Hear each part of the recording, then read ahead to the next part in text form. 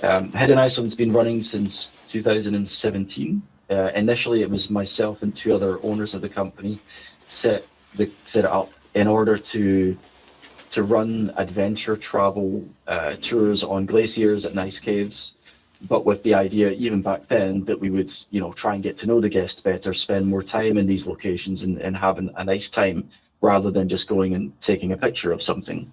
And we realized very early on that personalized adventure travel is very closely related to luxury travel. So we were getting requests not just to do a glacier hike, but we were getting requests to go and see the Northern Lights, to go into ice caves, to walk to active volcanoes. And before we knew it, we were running, package trips that would last anything from 1, 2, 3 days up to a record, which is 26 days. Now, even back then, back in 2017, before we even opened our doors and ran our first tour, the first thing we said was, okay, we're going to be running a company that we want to run.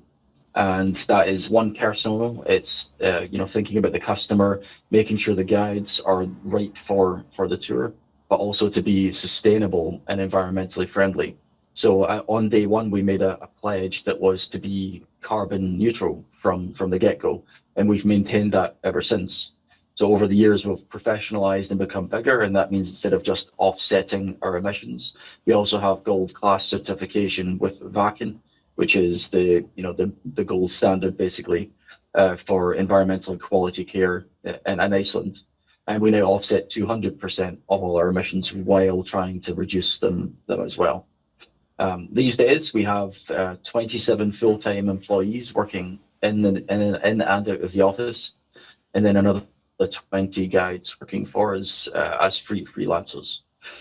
Maybe you're already aware of this, but we're also now number one on TripAdvisor for tours in Iceland. So, the last couple of years has been a bit up and down, as you can imagine. We had a pandemic that we had to endure, but we've also had 8 volcanic eruptions. And although those things had negative impacts on us at the time, we feel like we've come out stronger and maintained that personalized, service that we've always wanted to maintain. I think that's probably about it. We take guests around the entire country. We do absolutely everything. Some people would refer to us as a DMC, a destination management company, others as a tour operator. We do both. We work with travel agents, we work direct, we work with hotels, we work with anybody who's willing to come to Iceland and spend a premium amount on these kinds of tours. I think that's probably about it. Sarah and Emily, do you have anything to add? Maybe you can tell us a little bit about yourself, like what you kind of want to know about us and how we can help you, like to get to know better. I say a word, thank you for hosting us. Mm-hmm. We are one region in Latvia, which is the coastal region. Okay. And we represent tourist information offices and regional organization. Mm-hmm. And our main interest actually is to see how you cooperate between the enterprises. Mm-hmm. One of the problems for the tourism is seasonality. So we run mainly late May, early September. So what to do in the time between. Mm-hmm. And then also how to encourage, how to inspire enterprises to think about the tourism products. Mm-hmm. How to add value to those assets which we have, which is culture, nature. And so this is our main interest to see how you do that. Mm-hmm. Okay. Well, about seasonality, we can already start out with that. I think Iceland is very unique with that. You can basically offer something throughout all the seasons. In the winter, you have the ice caves. In the summer, you can have glacier hikes. You can watch puffins. Also in the winter, you can see the Northern Lights. So we can offer something throughout the year.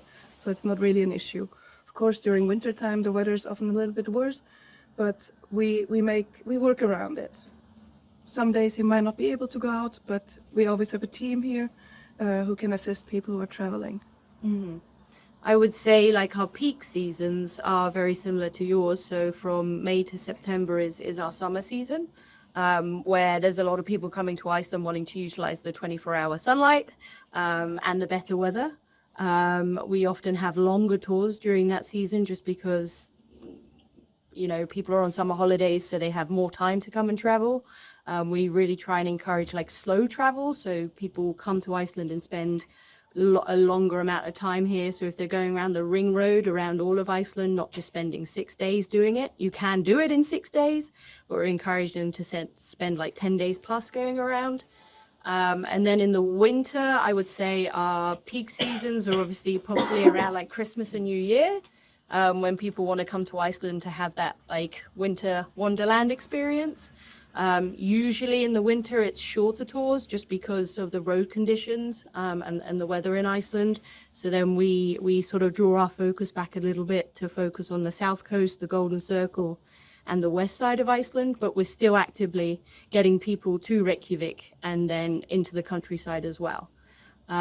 We also then have like another season around like February, March, and the beginning of April, which is when the sunlight is a little bit longer. That's one thing we have to deal with in Iceland is the daylight hours. And that's when we have like a secondary winter season where there's a better balance between daylight and darkness. And also the weather is a little bit more consistent. So then we can then start sort of planning a little bit longer tours where folks get to go a little bit further afield and have more activities included because there's more daylight to utilize. Outside of those dates, then we are a little bit quieter, but as Sarah said, we're still actively trying to promote people coming to Iceland during these times. In peak season, Iceland is relatively expensive. And sometimes then coming in those shoulder seasons is a more affordable time for people to visit. And we really focus on then kind of putting together an itinerary that includes the activities and sites that they can see during that period, that works with the weather and what's available.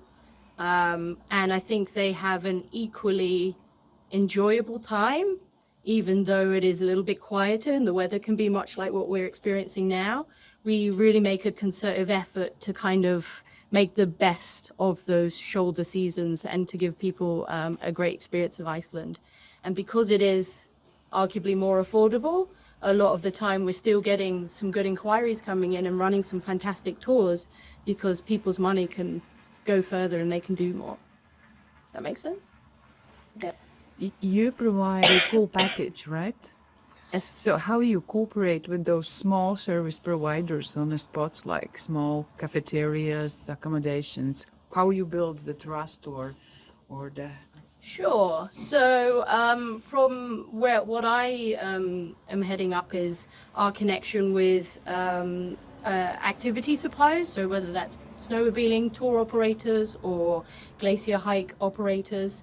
And we have actually a pretty good way of creating a connection with those operators. So the first thing we'll always do before even considering booking an operator is that we'll get in touch with them either via email or going to meet them. We'll get to know them, we'll share our safety documentation, our environmental policy, a bit about what we do, and then they do the same for us. And we then kind of assess their safety documentation, their environmental stuff, the focus that they put on quality and safety. And if they are Varkin accredited, then that's really good because we know there's an assurance there as well. And then what we do is often we then actually join one of their tours and we get to experience it. So then our travel experts who are selling them or our guides who are taking the guests there can then understand what they do and how they do it. And then from there, actually, so there are, let's say, 50 horse riding tour operators in Iceland. We're going and we're experiencing them. We're essentially like doing a little bit of a, what's the word, review. And then the ones that we feel kind of match our quality and safety standards, we then really kind of try and bolster a good working relationship with them. So then that's where Sarah's going to be getting in contact with them and, you know, working out how we can put their activities within our itineraries, working out sort of the sales side of stuff, the pricing side of things. And then, you know, when our guests are then going on the tours, we know that our guests are guaranteed to have a really good time. And the company that we're working with also know like the sort of guests that we bring and what we expect for the service, like that we sell to our guests, what we expect them to do. And then from there, we have maybe out of those 50 horse riding suppliers, then 20 or 15, 20 who we then focus on creating a really good partnership with. And then we get feedback from the guests, feedback from the guides, and we will, share that feedback back and forth to then really kind of encourage best practice within the industry and bolster that partnership. What is the average size of the group you are having usually? Maybe 5, 6, something like that. It really varies between the seasons.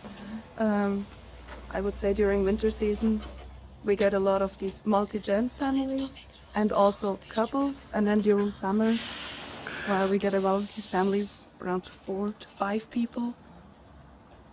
Do you also make groups out of individuals that request? Do you have booking for 2, or you add 2 more and create a group? And we used to run small group tours where we had regular tours, scheduled tours for the Gold Circle, for the South Coast, for 2-day tours, where people could go onto our website or onto various booking platforms and book 2 spots on a 12-pack tour. With how we want to transition more into the private tour sector, we have made the decision not to run those small group tours anymore. Part of the reason for that actually connects with seasonality, because we were seeing that we were running these tours all year round in the summer and over Christmas, and in that winter, February to March period, those tours would be full, which is awesome. We absolutely love running them. But then in those shoulder seasons, maybe they were only at 60 to 80% capacity, and financially it didn't make sense for us to continue running those. Yeah, but we do work. We do. Yeah, go for it, Ryan. No, I was just going to add, we don't sell those kind of small group tour packages ourselves anymore. But what we do have still available is if a travel agent or an agency or a consultancy wanted to advertise a small group tour on their own website, then it would be up to them to then add 2 people, 4 people, 6 people, 8 people. And then they would just pay us for the full amount, if that makes sense. So we still have that ability to sell small group tours, but only via other agencies. And then that protects us, because we say, okay, well, we're going to charge you for a minimum of 6 people for this trip and it costs X. It's up to you to then get those 6 people to book. Otherwise, we either cancel the tour or we charge you the same amount, even if you only get 4 people. So we are still technically available to do it. It's just going to be a much smaller part of our business model. But we do have some good relationships with some agents from various countries who we run those for, and they've been really successful, and we've got more next year. So even though we're not doing it ourselves, we're still supporting other agents to do that. Are there any people with disabilities in the groups, or is there any demand for such kind of activities? Sure. So a lot of our clientele are older, because they have the finances to be able to afford to come to Iceland. So we can tailor tours, anything from sort of the lower mobility all the way up to super adventure. We're really fortunate in Iceland that a lot of the sites are really accessible. So you can drive along the south coast and then get out the car, and within 5 minutes, or even from the roadside, you can see the sites. It does get a little bit trickier in winter when then there's ice on the ground and that kind of thing, but we have a really rigorous guide recruitment process, and we hire guides who we know are going to be able to support those guests. My job as guide manager is to then align guides to then guests. So if I can see that there are guests with specific needs, then I can then select a guide in order to support those needs, and they're all really good with assisting lower mobility clients. I would say that for us, we are restricted to maybe the foldable wheelchairs. Later. Just because our vehicles aren't adapted for anything beyond that. If we do get inquiries for people using electric wheelchairs and that kind of thing, then we do have some some tour operators in Iceland who specialize in that, and we will then pass it on. But as long as the guests can kind of get themselves out of the car seat, into the wheelchair or, you know, have their walking support, then we're able to support them on the trip. And of course, it's important for us to know from the start so we can plan the whole itinerary accordingly. We don't put in sites that might not be accessible for them. Also, we will request specific hotel rooms with our trusted hotel partners where we know that these people can get in and out of the shower or need help with something. So it's basically just on the ground level and not going up the stairs. What is the most extreme adventure someone has booked from you? That's a good question. I would say what we can run in-house would be the glacier hiking trips. We have glacier guides who are certified to basically, they could take a helicopter into a remote glacier and then go on a glacier hike all day and then heli out again. But we also have partners who run more advanced trips, like going up some of Iceland's summits and that sort of thing as well. So we could organize that through our connection with those partners. We've had some folks do multi-day hiking tours with some of our partners that we've then included within our driving tours as well. I think we've even booked for someone to go across to Greenland as well. We did, but I think it was a day tour, maybe. Yeah. But we can run from low level to high level. We can make almost everything happen. Yeah. I find it quite funny that it's only in Iceland that you wouldn't think immediately that hiking to the volcano would be the most adventurous. Oh yeah, that's also true. Yeah. So when one of the volcanoes erupts, depending on how safe it is, where it is, what the conditions are at the time, we do a focused risk assessment and either take guests there on foot, so we can literally hike within walking distance of hot 1200 degrees Celsius lava. And as long as we're in a higher up area with gas masks and gas monitors, then we can get pretty close to some pretty scary looking things without it actually being dangerous. Yeah. More recently, the volcano has been erupting in a very flat, open landscape, so it's been very difficult for us to find ways to safely walk to the glacier, to the volcano. So we're just doing helicopter rides over the top at the moment. But that's, I would say that's probably one of the most adventurous sounding things, but to us it's probably not that adventurous because it is essentially a walk through a field. And then as Emily was mentioning, a helicopter ride on top of a glacier to then do ice climbing, be dropped into a hole just so that you can enter into a blue ice cave. These are the kind of things that when people are, willing to make that effort and go more adventurous, then we can do those things with our trained guides. But with regards to their mobility, as Sarah said, it's really important for us to have that connection with the guests. And when we're planning tours for them to give us as much information about how we can adapt the tour to suit their needs. And our travel experts, if someone says, I'm really interested in ice climbing, then our travel experts know exactly what questions to ask to see if that activity would be suitable for them. And give them the most information about that trip so the guests can also make an informed decision as to whether it's right for them as well. Because not everyone can join an ice climbing tour.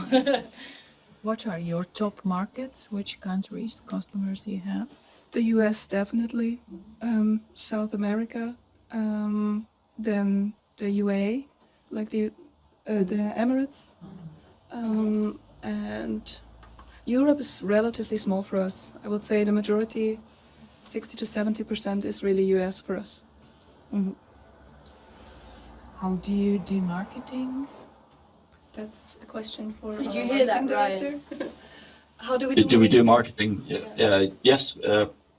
So I'm the marketing director, so I'm like the sole person within the company who leads the strategy for how we find these customers. I guess the question is, who are we marketing to then? And the answer is we aim for the US. That's for two reasons. One, because they kind of understand the price points for luxury. They understand that the perfect, most personalized guide is the thing that makes the experience. It's very easy to sell to them compared to other countries where maybe they prefer to be a bit more flexible and self-drive. But the other reason we market to that country more than others is because we have a much higher demand on there anyway. So we're not trying to get people in the US discovering Iceland. It's more the people who were already keen to travel to then use us, essentially. We also market to the UK a lot. I'm based in the UK, hence the camera. But we find that price point for Iceland isn't as competitive with the UK market as it is in places like the US, the United Arab Emirates, maybe Switzerland, Brazil. For some reason, we get a lot of requests from there. But that marketing effort is the multifaceted. So it's not necessarily just us going out and trying to encourage direct customers to book us, and we do have a lot of that. Maybe about 60% of our inquiries are direct, which is fantastic for the type of company that we are. But we also spend a lot of time making connections with travel agencies, joining travel consortiums, dealing with hotels who have luxury guests, and then speaking to the press and the kind of publications where premium and luxury travel, personal travel is sought after. That's roughly what we do, plus all the social media stuff as well. I would say that the news has a big effect on Iceland's marketing as well. The eruption of Eyjafjallajökull in 2018 really put Iceland on the map, because suddenly everyone all over the world was seeing a volcano going off in Iceland, and they're like, what is this country? So that's really helped us, but I would say it also potentially hinders us a little bit as well, because with the most recent volcanic eruptions, which didn't really actually have effect on Iceland outside of the local area where it was erupting, the media did kind of say that Iceland was entering this emergency kind of situation, and that definitely wasn't the case. Like, you could still fly into the international airport, you could still get to Reykjavik, and you could still explore all of Iceland in this direction. And also get the chance to potentially hike or fly a helicopter over the volcano. So we did actually see a drop in inquiries because of that international media sensationalism of Iceland is in this emergency state, but that wasn't necessarily true. So we really made a concerted effort to try and get the message out there that you can still come to Iceland, you can still do like 99% of what would be on an itinerary absolutely fine. It was a relatively tough time for us, but now that media sensationalism has kind of dropped down a little bit, then that's having less of an effect now. So that kind of also markets Iceland a little bit. Yeah, like you said, and I think we can be really grateful for all the volcanic eruptions. Although it's a two-sided sword, in the end, people really want to come to Iceland to see a volcano. Where else can you possibly do it? Do you also take place in like travel exhibitions or sales calls or? Yes, we do. Like, it's often Ryan who's going on his travel exhibitions. I do it once in a while, but yeah, that quite helps to establish a partnership and also make us known to other people on a book. Are you the member of a In the last tourism cluster? sorry, go ahead. If we remember, in the tourism cluster. Oh, no, we're not a member of the tourism cluster, but we are. We do have close relations with Visit Iceland, with Promote Iceland. To join the tourism cluster, I believe there's a fee to join, which is fine. But the goals we would have within the tourism cluster would be to work with them on a PR basis. And for my marketing efforts, we have a lot of good contacts, whether that's through national news publications or smaller blog posts or articles in reputable magazines. Like we have a lot of that. So whenever we're planning a press trip or familiarization trip, we will do that in conjunction with Visit Iceland, and maybe they'll cover the cost of flights and accommodation, and we'll cover the adventure side. But we don't necessarily work with them in any more detail than that. So joining the cluster is not something we've done yet. What would you say is your price range? Is it like more of a budget class or a high end, or you can do both? Definitely, like especially since we're not doing the small group tours anymore since November now. We're moving into premium plus, luxury, high end. So yeah, it gets harder to afford for some people to come to Iceland, but that's just the normal progress of things. Everything has been getting more expensive in Iceland throughout the last 3 years. But you notice it probably also since COVID. It's been getting more expensive all around the world.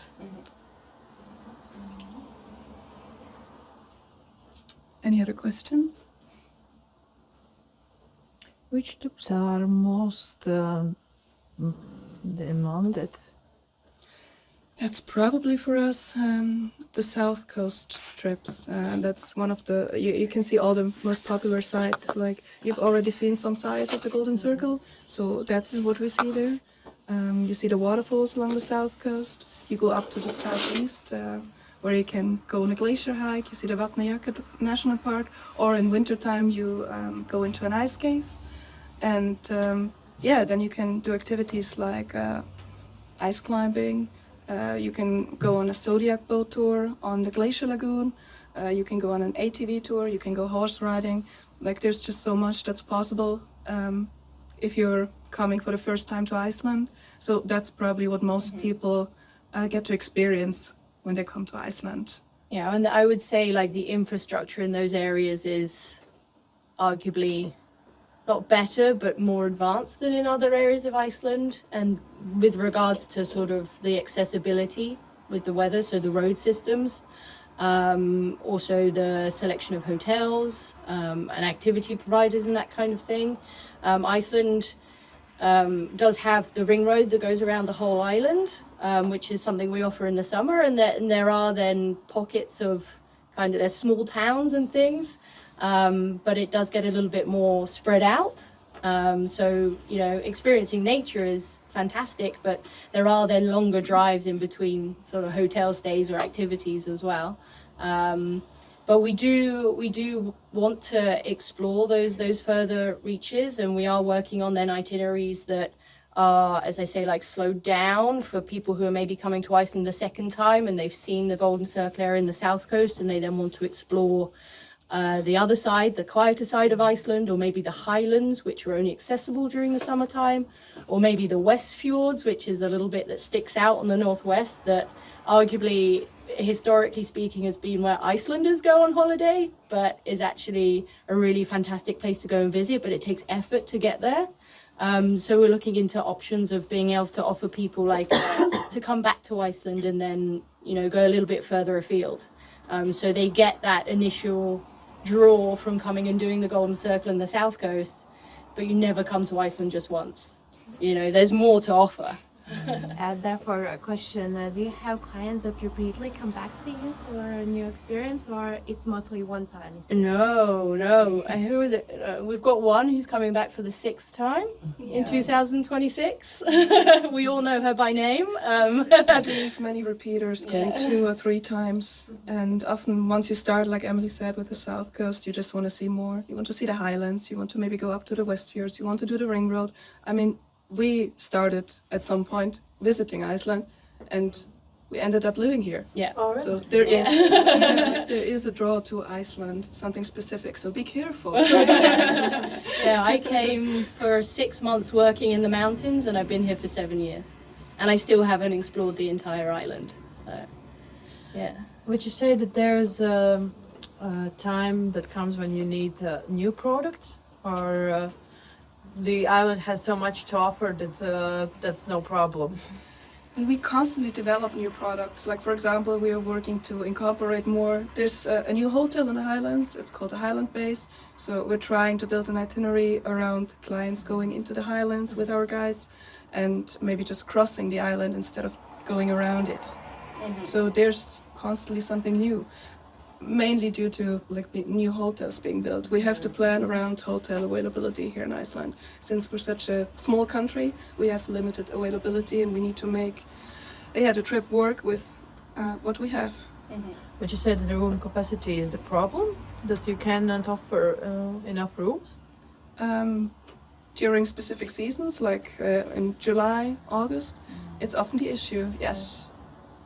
But that maybe makes also Iceland so attractive for people that it's limited availability, so you need to hurry up if you want to come here. Or you need to go camping.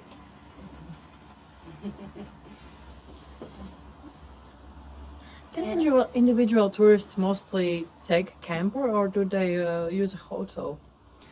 It differs. It's probably budget travelers Yeah. often try to use campers, but even going camping is not that cheap in Iceland. So we call them budget travelers, but you could probably afford a trip to Spain easily in a nice hotel by going camping here. But yeah, like our travelers, they only stay in 4 or 5 star hotels. We don't offer camping trips. How many companies like you are in Reykjavik? I know about like that plan high-end trips, you mean? Oh, at least 3. At least. Ryan, do you know of more than 3? Was the I didn't quite hear properly. Was it how many luxury travel companies are there? Yes, Was it's that? Nordic Luxury, HL Adventure, Eskimos. Did I forget? There are probably a few more. Yeah, there's probably another 10 in total that will offer similar things to us, but it's very hard to count how many of them there are. We don't even know necessarily if they're based in Reykjavik or if they're based outside of the country. But you know, if you look hard enough, you'll be able to find a lot of luxury operators who are offering what seems like the same as what we offer, but maybe not necessarily what we offer. Either they do small group tours and have private options, or maybe they'll be more of a premium basis. But the level of luxury that we're kind of providing people is, we're one of a very few very small group of people. So you have quite a huge market share, let's see. We're trying. Yeah. But it's also quite a niche market, luxury, high-end. So it's maybe not as big as you would think. Yeah. When we were running our small group tours, there were definitely a multitude of other companies who run small group tours within Iceland. And one of the reasons why we chose to stop doing it was because it's relatively saturated. And with that competition, everyone's trying to drive down prices. So which in my personal opinion is affecting potentially the quality of the tours. So arguably they're focusing on getting more people in the vehicles, running maybe, more tours in a day. So condensing the Golden Circle into a half-day experience and kind of just getting the numbers through. And that's not something we really wanted to do because it affects the guest experience. Like if there's a difference between having 12 people in a vehicle than to having 20 people in a vehicle. There's a difference between how the guide can connect with the guest. There's a difference with like group management at the sites, how much time you can spend at the sites, and all in all, that's not something we didn't want to be pushed in that direction.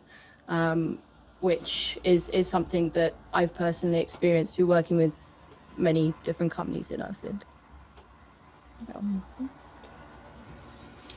How is the situation in Iceland with the nature protection and all this stuff? Are there any restrictions, regulations when you can or you can't, and what you can do and what you can't do? Sure, yeah. So within like Iceland, generally speaking, one of the biggest things is that there's no off-road driving because our flora is really sensitive.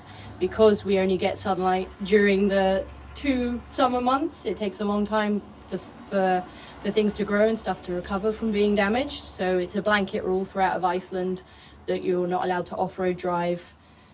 It's a little bit different in the winter when there's maybe this much snow on the ground, and then you are allowed to go off-piste, as you would say. But so that's a blanket rule, and that's like standard. And we obviously, when our guides are driving in vehicles, will abide to that. We'll use the roads that are open and that are safe to drive. And if we are going into the highlands, then we're not going off the gravel tracks. So that's often the biggest thing when people talk about Iceland and looking after the nature. But it also goes down to when we're visiting sites as well. We always encourage our guides to be with the guests and to be stewards of the environment. So they're educating the guests in how, what's the word? My English is gone. How to be responsible, and also how No, what's the word? Delicate, for want of a better word, the Icelandic environment is, and how we can limit how much damage we do. So the guides will be then ensuring that the guests are actually walking on the designated trails, not going over the rails, arguably for looking after all of the microplants that are there, but also for safety reasons as well. Our guides, if they turn up to a site and there's a ranger there who's like, actually this site is closed today, then they'll be like, okay, fantastic, we'll abide by that, let's include somewhere else. And then whenever we're in the national parks as well, we often get updates from the national parks about closures to areas and that sort of thing. And obviously then we will just adapt the itineraries to go to another area which is okay to visit at that time. But really it all starts with our guides being stewards and then passing that stewardship on to our guests as well. We just often if people are traveling to Iceland and they don't have a local who's passionate and understands the environment, then often there can be things that are done that you might not necessarily think walking on that big bouncy moss is going to do any damage, and it looks really good in your Instagram photo. But as a local, I know that it's going to take 100 years for that moss to recover from your footprints on there. So we really kind of bolster that kind of, you visit a site and you leave no trace. In general, do you see the mass tourism threat here in Iceland? I think we do. Yeah. That's an active conversation. Yeah. It has been going on for years now. I don't think there have been any limits to specific sites so far. But maybe in the future it's going to happen. Then only X amount of people can visit some specific site throughout the day. But we recently attended a conference about load management within Iceland, and it was held by the Icelandic Tourist Board, and they brought in experts from Scotland, from New Zealand, and from North America about how they've instigated maybe permits or changed the flow of attractions in order to stop that kind of honeypotting effect and everyone arriving at one place at once, and trying to kind of spread out the flow of traffic in order to kind of regulate how much footfall you get through specific sites. some sites you could only visit with a guide, for example. You couldn't even go there individually any longer. So I think there are a lot of solutions, but as for now, I can't think of any for Iceland yet.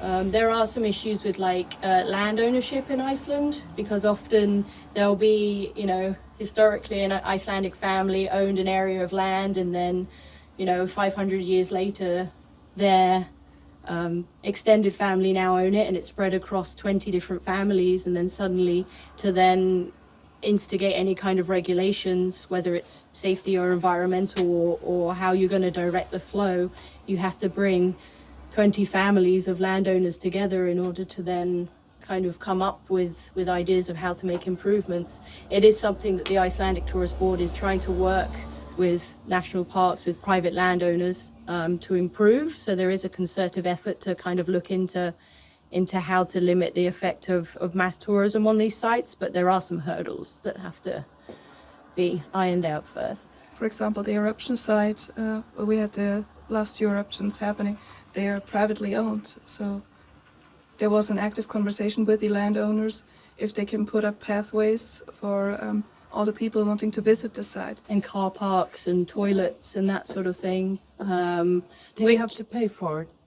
For the car park. Yes. Yeah. Yeah.